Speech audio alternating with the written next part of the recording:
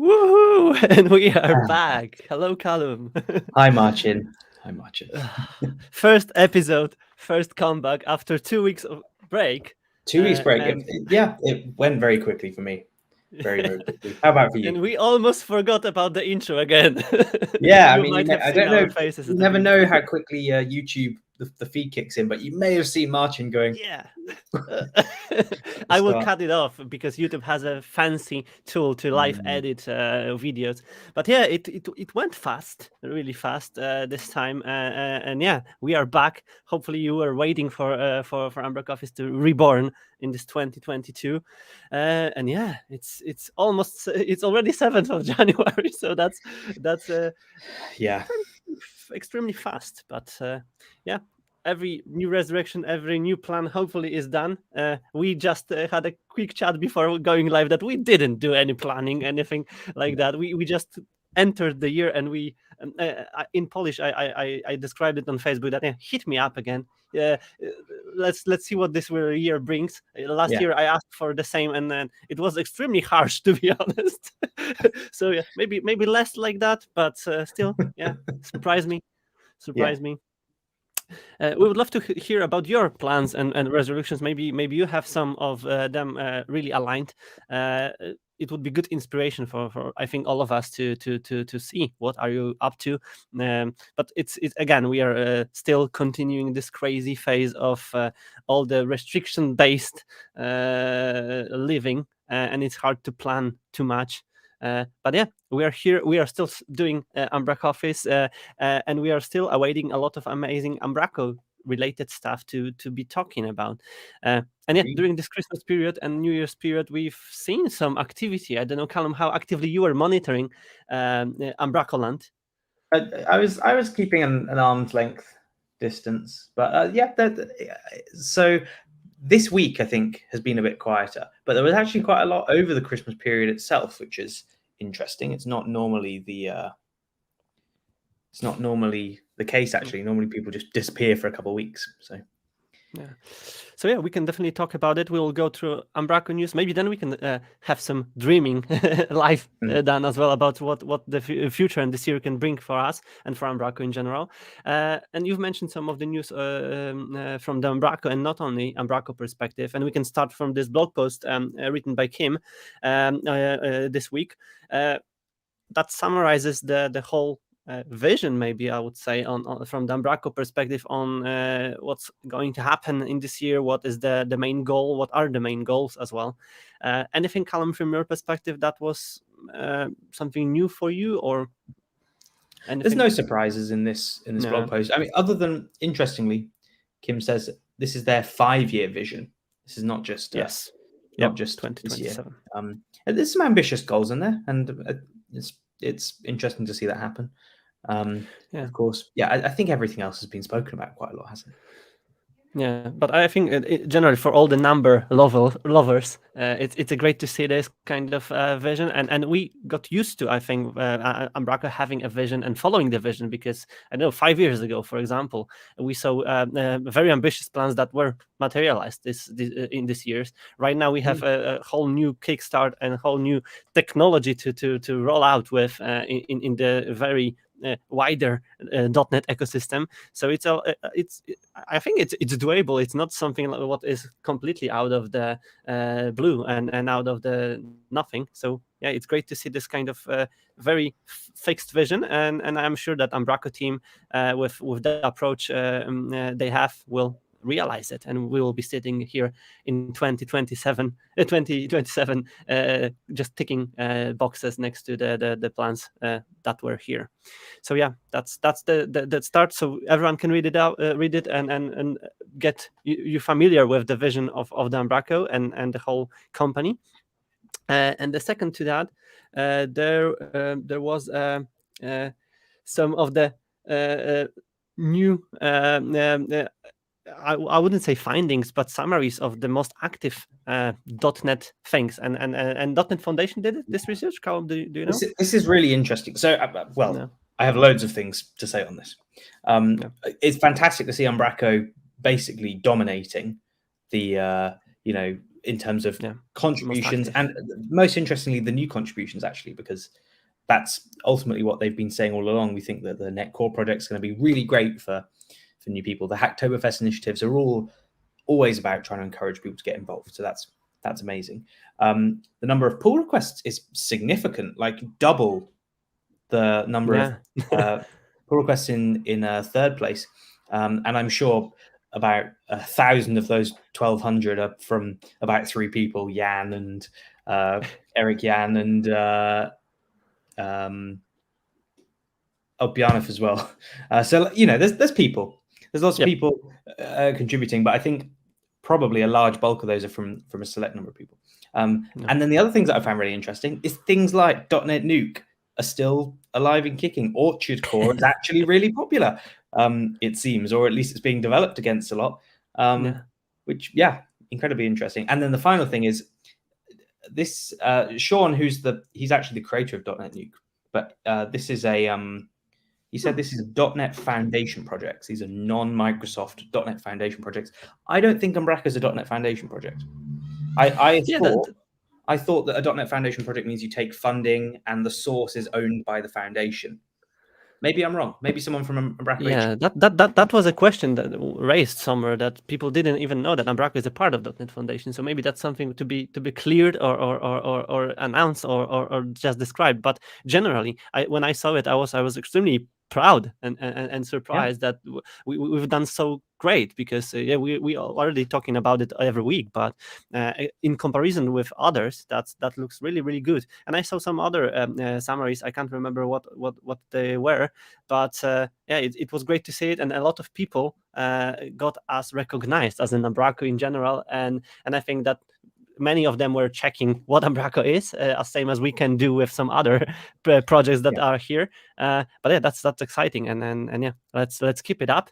And I'm sure that we will do even better in the upcoming years, seeing the number of new contributors that high, because that's also a really great metric, and this is the great category to win. If you have so many new people coming to the projects that they can share value, add value, and help. That's just amazing. There was a similar chart. Maybe you can click on his Twitter. There was a similar chart that Sean shared, which was the Microsoft sponsored and arranged .NET projects and what's going on in the ecosystem. And it surprised me in 2 ways. Firstly, .NET is obviously, as in the open source project .NET, is incredibly popular and is widely contributed to. But there was the number one was actually Azure SDK, not the .NET like CLI or the language or anything, which is quite interesting in terms of pull requests. And I think that might be pull requests merged. Most active Microsoft projects. That was the one. Yeah. That might be and I thought that .NET Core will win, but Azure SDK was on top of every category here, right? Azure SDK by a long shot as well, like nearly as many as the previous two combined. And then things like Xamarin still alive and kicking, and people still contributing to that. I'd have thought, things like, I don't know, I'd have thought there'd be some different things in there. But hey. Yeah, but that's a good overview, and I think that's also a good challenge to take this year, because in every comparison is good, because we can see how others are doing, for example, right? And I believe that Umbraco didn't even think about, and the whole community is not thinking about competing in terms of number of commits, because we could do more of them every day, right? It's not the purpose to do that many commits, but if then you can see some summaries and you see how well you've done, that's definitely motivating, and I feel like this motivation hopefully will stay, and next year the numbers will be just even better. So yeah, if you have any data, people, if you have anything what you summarized, I don't know, I would even love to see the number of projects completed, done, and I don't know if the number of active installs of Umbraco is getting updated. It's not. It's a field. It's just a field in the website. But we'll talk about active installs in a second, because we're going to talk about Umbraco 9.2. But it would be great to see a far more accurate real-time number there. Yeah, I reckon. I reckon 2021 is the year we hit 1 million. And they've always said that number is very conservative. They are kind of. It's probably significantly more than that. But I think this is the year we'll hit an official 1 million number of installs. Because if you compare to, I think Umbraco 9 on NuGet's had tons and tons of installs already, like more than nearly as many as 8. Like it's incredible. I'm having a little look now. And do you kind of have any wishes for from your perspective to Umbraco and the project itself? Is there something what you kind of would love to see more? I've got big dreams for cloud and the ecosystem that comes with it. I think I wrote a blog post in Skrift in September of 2020 about ecosystem, and I'm still very passionate about that. And I think it's somewhere that Umbraco needs to invest. And I've got lots of ideas that I could talk about for hours. Anyone that spoke to me at the UK events will probably have heard my version of this. So yeah, I'd love to see a bit more investment in that. And it seems from what Kim said, that's what's going to happen. I'm just really happy with the core right now. Like there's nothing I'm yearning for, no new features, nothing. It's at a place that I'm pretty happy using it, and I think it's a pretty good system. Yeah. So yeah, and that's also interesting perspective in general, because we cannot wish too much from it. It will be improving. There is a lot of interesting things happening, like back office APIs and my camera frozen, for example. Back office APIs, all the things like that. Plus, we've mentioned it probably in the previous episodes where we were talking about new telemetry, for example, for package creators, or new insights for generally marketplace and products or integrations done with Umbraco. Maybe some new SaaS tools or vendors or providers offering their integrations with Umbraco. Maybe communication between of the tools. That's something what I see the most perspectives, because we can build websites, we can still build websites, but now we compete with completely different problems where the speed is essential or performance is essential, or even integrations of tools like no-code, low-code platforms that speaks between tools without even coding anything. This is where we will definitely be competing more, and seeing Umbraco being proactive in this area, already talking with the providers or tools like I don't know, external companies completely doing something else, like done web development, is making me feel safer, or really hunger for seeing this kind of integrations and opening again a lot of possibilities to integrate with tools that I didn't even know. I see Ravi in the chats talking about things like multilingual features, A/B testing. Those are all fantastic, but they're huge problems to solve. And for me, in the kind of websites we build, we don't need that.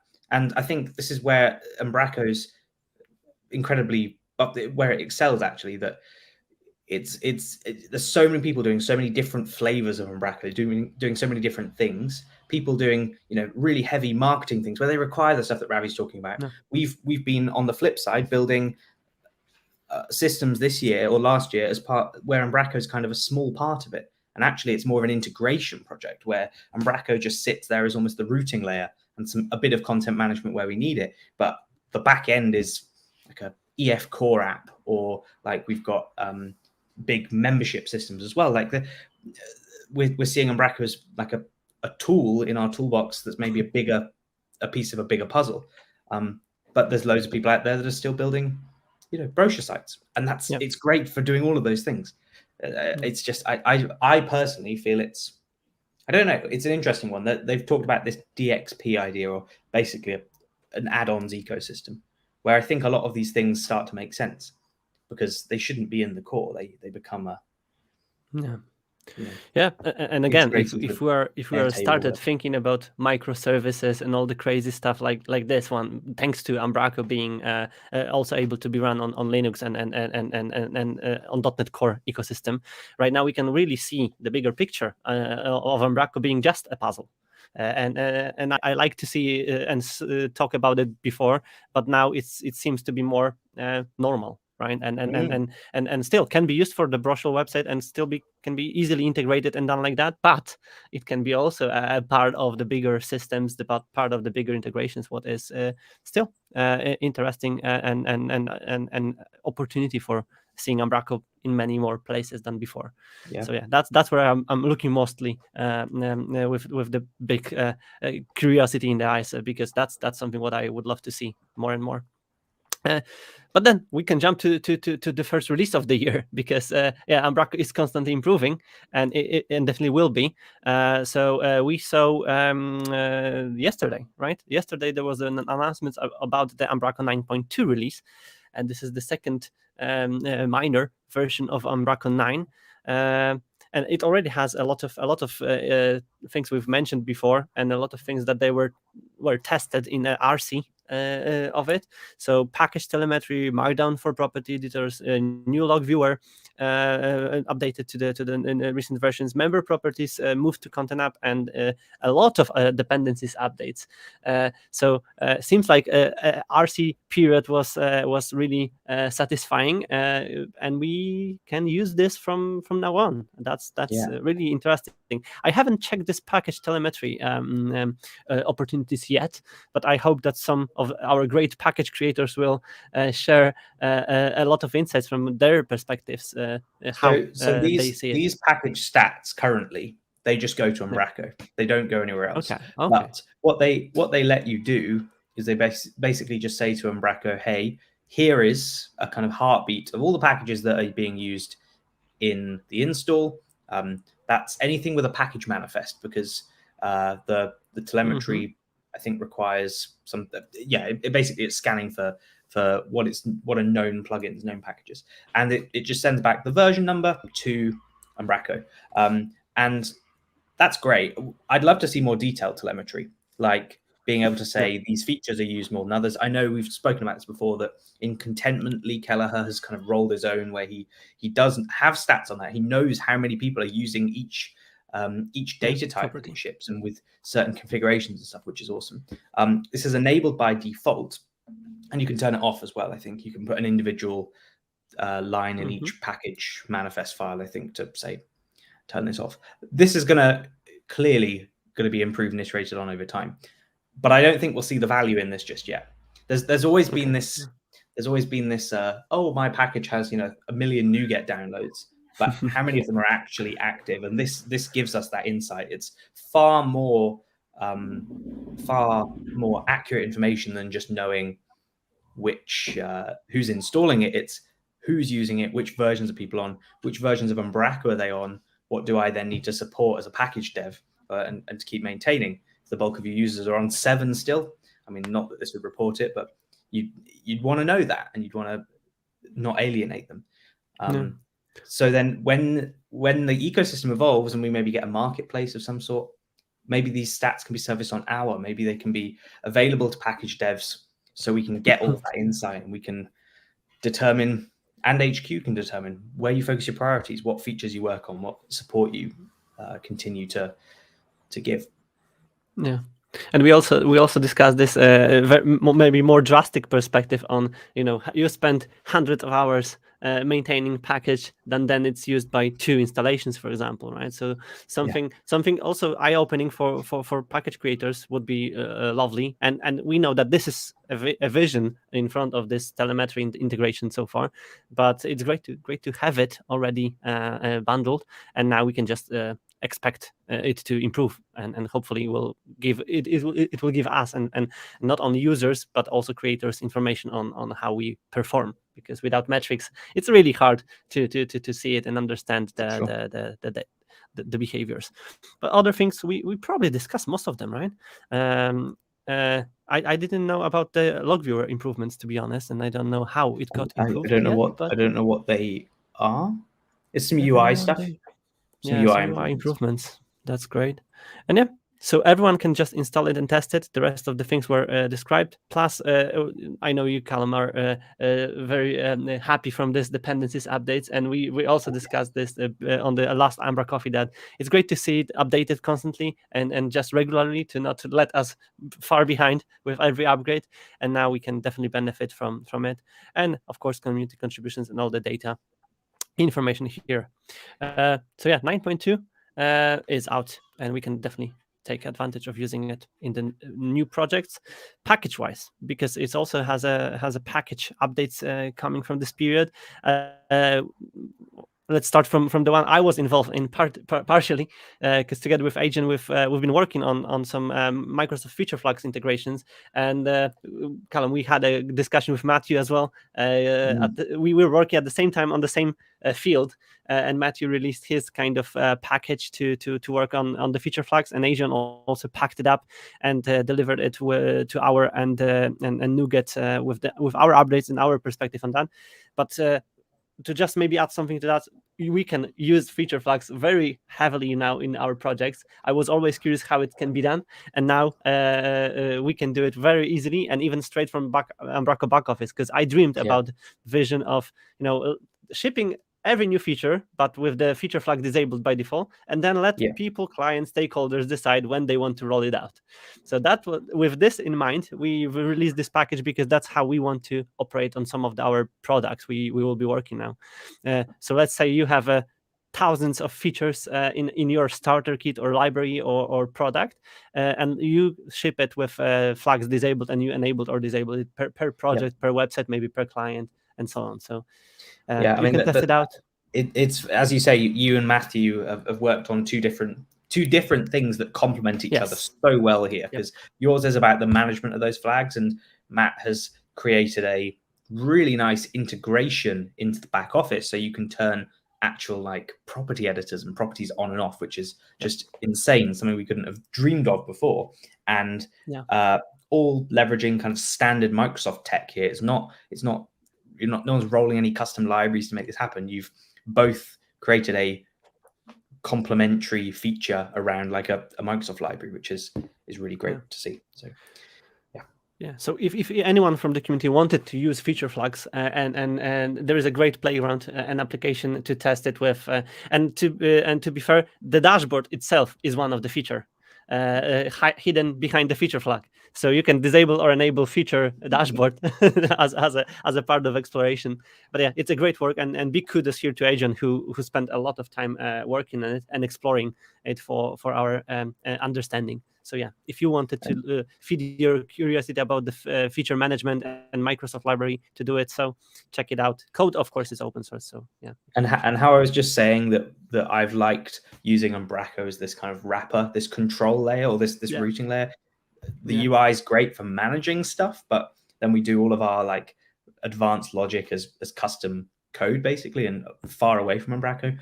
This still works with that. Like I can use Umbraco to turn things on and off in my completely other library, which is just ace. So we'll be using this. Cool. Yeah, definitely. Share your experiences with all of us.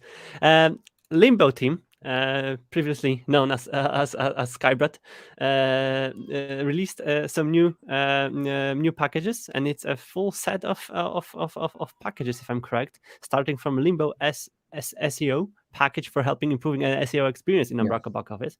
I haven't seen it, to be honest, before. It's for V8. It's for V8, and for V8. It came yesterday, so we might be a little bit early, kind of announcing this or talking about it. But it looks pretty cool. It looks nice and clear and easy to use and native in Umbraco. It's a set of property editors that you would commonly need to be able to use, basically.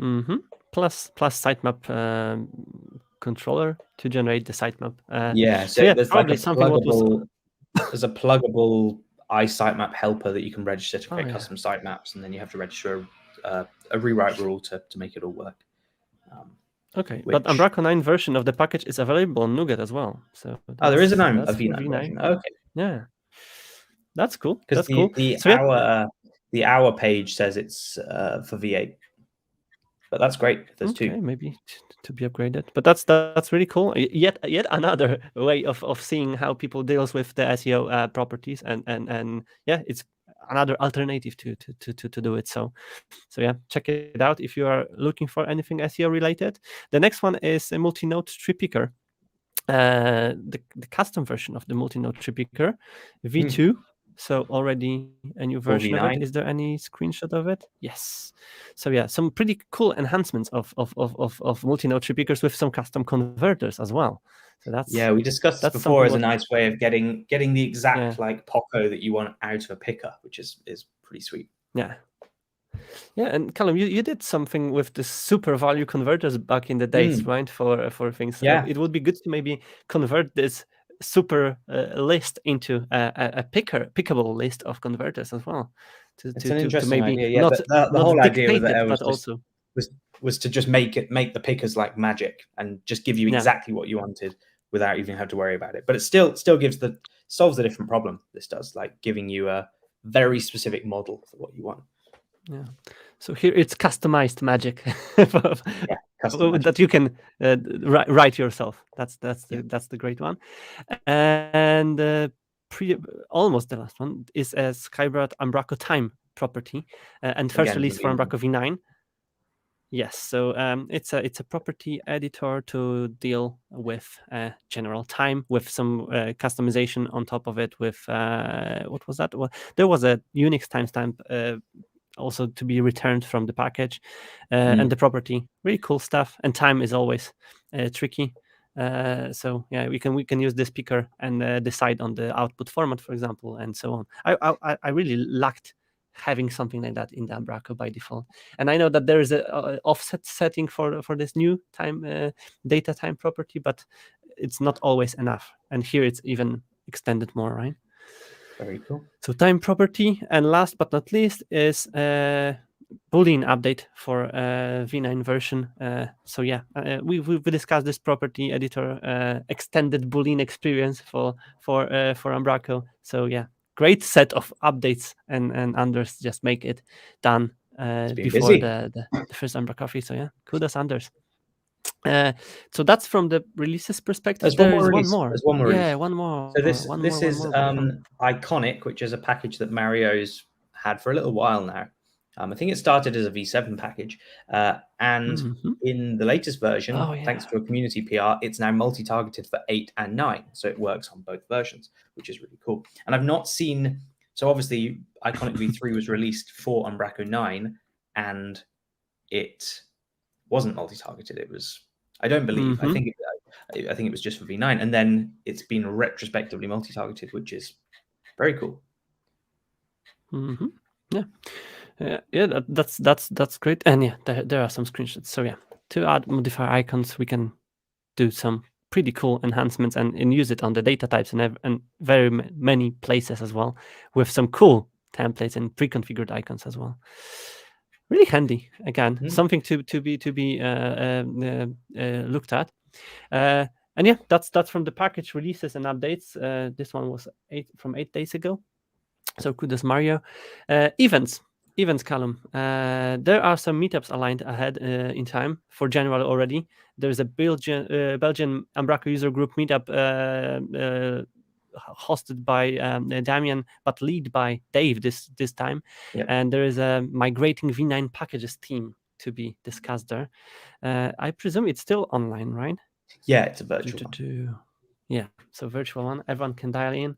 Thursday, January 13th on 7 p.m.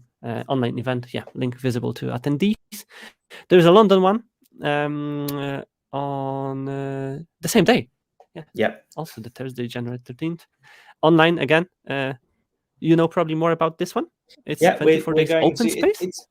It's January. It's chilled, but it's going to be a kind of a recap of all of the different 24 days articles that were out in December.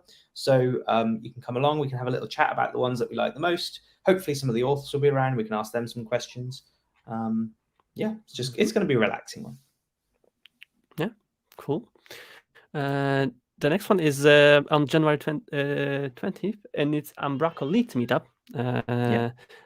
Also titled as an open AGM. What does it mean?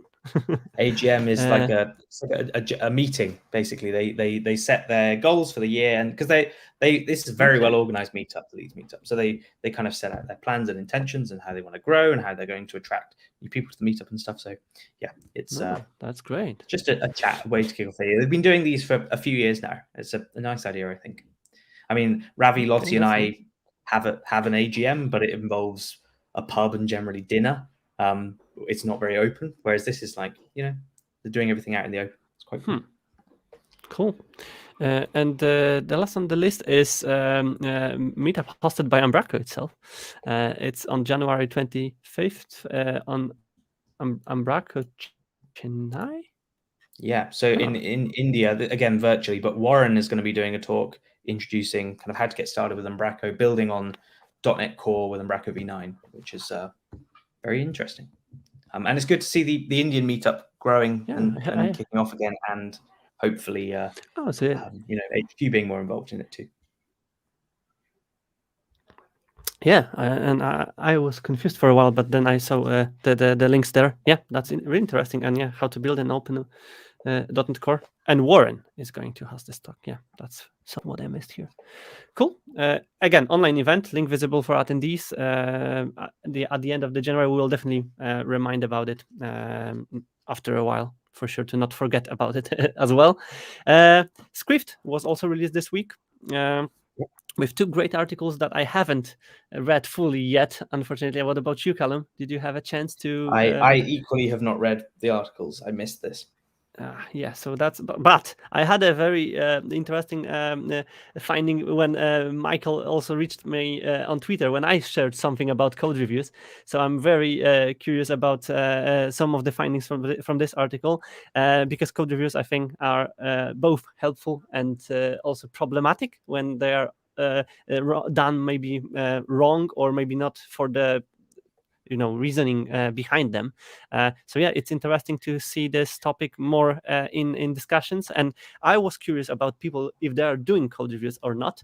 And if you want to dive and join this discussion, I highly encourage you to join me on Twitter and the recent posts where I discussed it, because that's very interesting. That was a good discussion I saw you having there, and some interesting.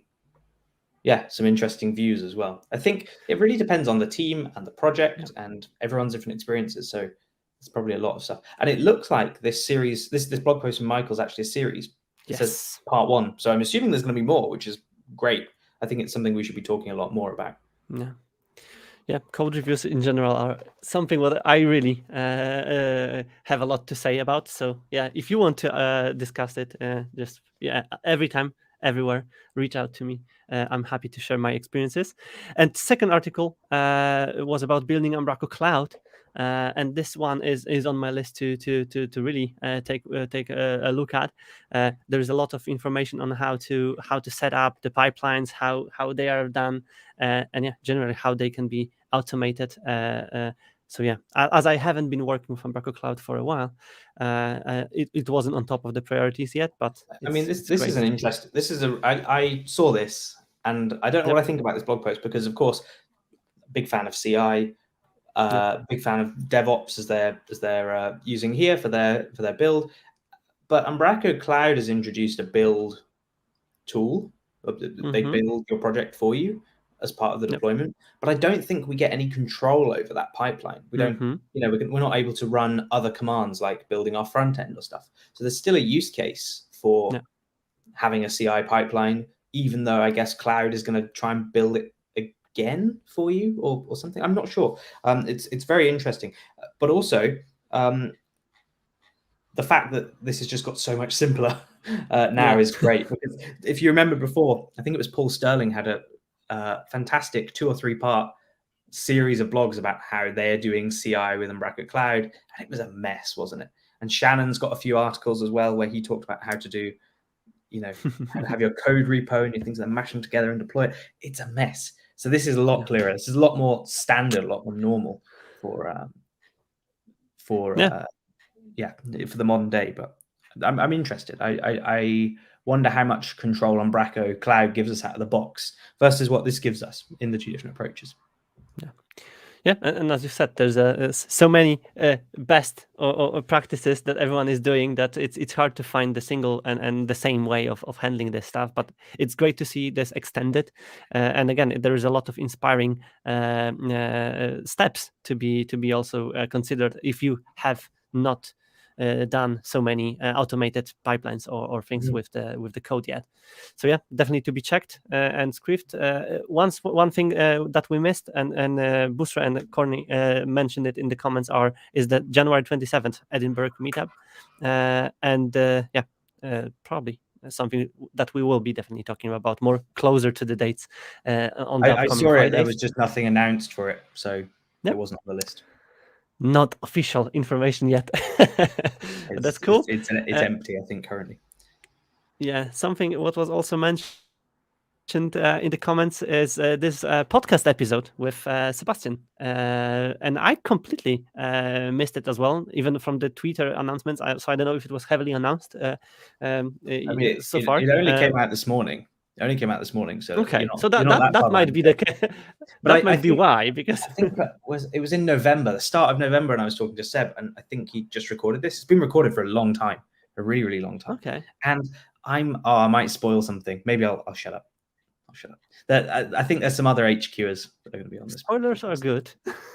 If it hasn't happened already, I may. Okay, well, that's but yeah, that's really cool. Cool to see. Again, Umbraco in the wider community being discussed, mentioned, and also described. And here the hot topic, of course, Umbraco 9 and .NET 5. I have it on my list since I learned about it today.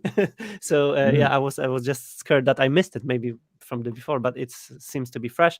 So everyone can listen to it or read the transcription of the podcast here. And yeah, let's maybe discuss some takeaways from it later on, if there will be any. But yeah. I was going to add to it, actually, fantastic that this has been transcribed. I saw someone on Twitter the other day saying how annoying it is when you get suggested a bunch of podcasts as maybe a hearing impaired person and there's no transcription or anything for those. And unlike I guess YouTube has that automatically generated captions, doesn't it? But they're probably not very good. So actually, for technical topics like this, someone transcribing it, going to that effort really makes a big difference for everyone else. And for those that just don't want to listen to a podcast, maybe want to read or dip into it for searchability. It's great. So Jamie, who hosts this, has clearly put a lot of work into making this podcast epic. There are pretty cool tools recently that even allows you to synchronize the automated or semi-automated transcripts with the audio and video files. You can cut it off and automatically adjust.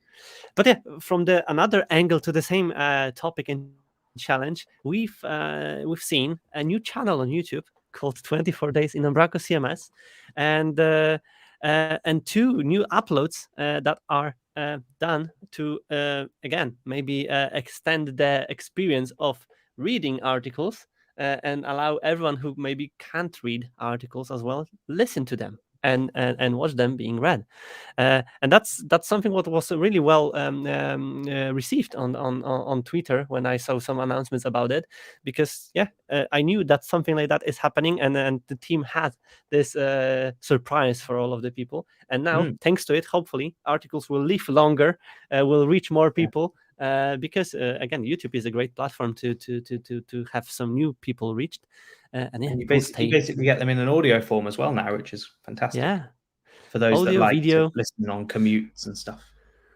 Yeah, and that's great. Plus, as I said, it will live as long as YouTube will live. So things like universal articles will be able to be searched and found on YouTube. So that's a very interesting idea. And kudos to whole 24 Days team, now extended as well with some new team members for doing it. And there's probably more to come. So it's worth subscribing to the channel. And it works extremely slow for me now. I don't know why, but that's all from the standard list of things. So we can probably wrap it up and discuss some future ideas. Callum, any expectations from this year from your side? Any new challenges you are facing or plan to face? I mean, there's new challenges, isn't there? Of course, all the time there's new challenges. I said my goal for this year. I'm not a New Year's resolution person. But my goal this year is to look after myself better. And my girlfriend asked me what that meant. And I said, it means if I want to have a burger, I'm going to have a burger. I'm not going to beat myself up. I'm not going to say, you've had a rubbish week. you've got to stick with your healthiness. I'm just going to make myself happier generally this year. I didn't take enough time off last year. I'm going to take more holidays. I'm going to be selfish. That's my New Year's resolution. And it's maybe a bit counterintuitive, but I think it will get me back on a better path. So yeah. That sounds great, Callum. And yeah, for those who follow some of my updates, you probably know that I changed a lot in the end of the year. I've shared the tweet when I was saying goodbye to my Cogworks colleagues and team, and I joined forces with Novisel now to reach out some new challenges as well. So yeah, there is a lot of business changes, a lot of private changes, but I think, Callum, I kind of synchronize with your goals. I plan to really take care of myself more, plus rest regularly and learn to rest better. Plus I want to read even more, even though I read a lot of the books and listened to a lot of the books last year, but this year I want to even do it more and more. Plus just enjoy more things in general. But yeah, I don't know what to plan next, because it's extremely hard to plan anything in these crazy times. So yeah, we'll see where it will go. And yeah, that's no expectations, nothing to be disappointed from. It's just pure life to experience. So hit us up if you have any plans or expectations from this year. Ravi mentioned somewhere here in the comments that he wants to have more normal events than the virtual ones. That's of course probably on top of our list as well.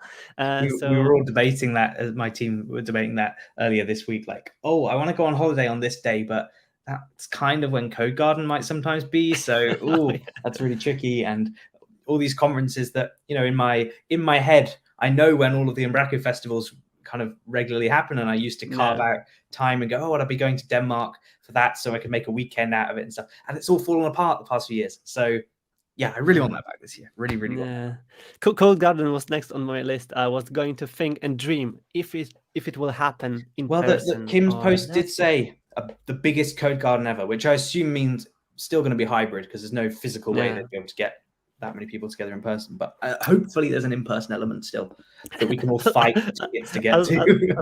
At least a part of it. Whenever I was even finding these pictures to summarize my journey in the last 5 years, I found most of them with a smile on my face, coming from Code Garden or Umbraco events. That's the truth. Exactly. So yeah, we all miss it. We all hope to have more of them happening this year. But besides that, we are expecting more of the great software and great Umbraco implementations to be mentioned here on umbraCoffee. More amazing guests, maybe new guests as well. If you will be constantly making us busy with content that will be able to be shared here, that's something what will probably satisfy us the most. And obviously, we'll see each other on every Friday as usual, counting the numbers again of umbraCoffees, and yeah, that's all probably. Nothing more. See you next week. Yeah, so thank you everyone again. Have a good rest of the day and the weekend, and see each other on the next Friday as usual. Yeah. Cheers. Thank you.